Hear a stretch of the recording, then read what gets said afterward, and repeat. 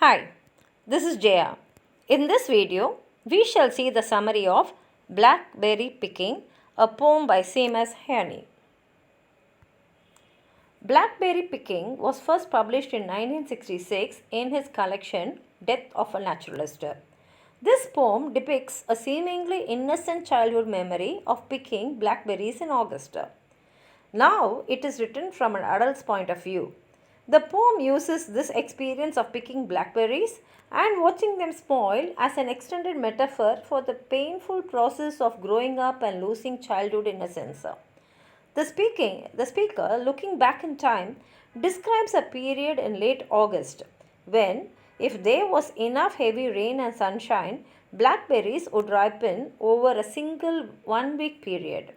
One would ripen first before the others, resembling a shiny purple clump, contrasting with those that weren't yet ripe and still remained red, green, and very firm. The speaker addresses the reader who ate that first blackberry, and it was sweet like wine that has started to ferment and thicken. The blackberry juice was like the essence of summer. The dark juice left stains on the tongues of those who ate the berries, and the taste inspired a strong urge to pick more berries. The previously unripe red berries then also became ripe, gaining a dark color like ink. The blackberry pickers, eager for more, went outside with their various containers for picking, and inside the prickly blackberry bushes which scratched them while the wet grass left marks on their boots. The pickers crossed hayfields, cornfields, and potato drills.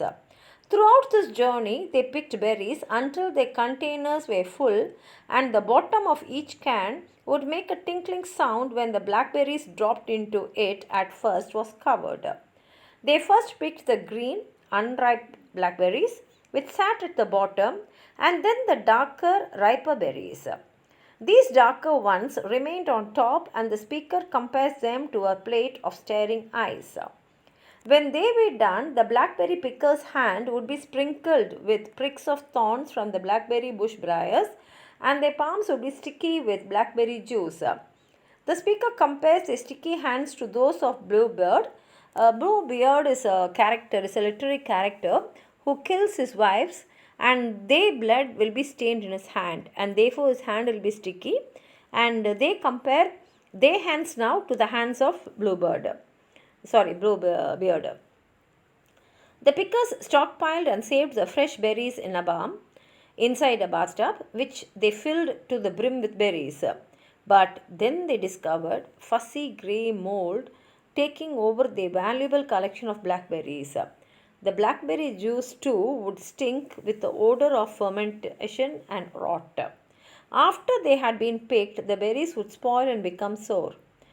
The loss of the berries always made the speaker want to cry because it seemed unfair that the containers full of juicy, ripe berries ended up stinking, and rotting. Every year, the speaker hoped the blackberries would stay fresh, even though they knew this was not possible. Now let's go to the poem. Late August, given heavy rain and sun for a full week, the blackberries would ripen. That is, it will take only 1 week for the blackberries to ripe if there is heavy rain and sun. At first, just one, a glossy purple clot, among others red, green, hard as a knot. You ate the first one, and its flesh was sweet, like thickened wine. Summer's blood was in it, leaving stains upon the tongue and lust for picking.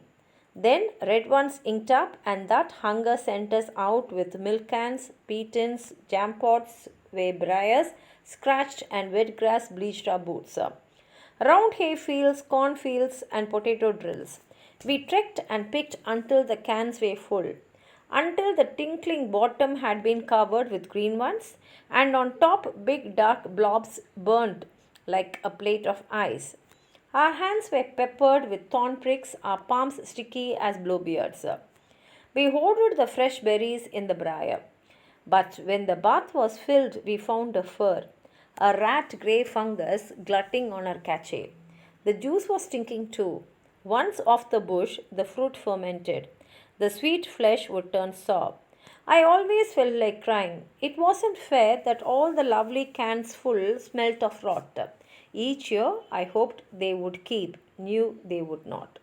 Here ends the poem. If you have anything more to add on to what I've said, please write it in the comment box. Like the video, share it with your friends, and if you have not subscribed my channel, please subscribe and support. Thank you.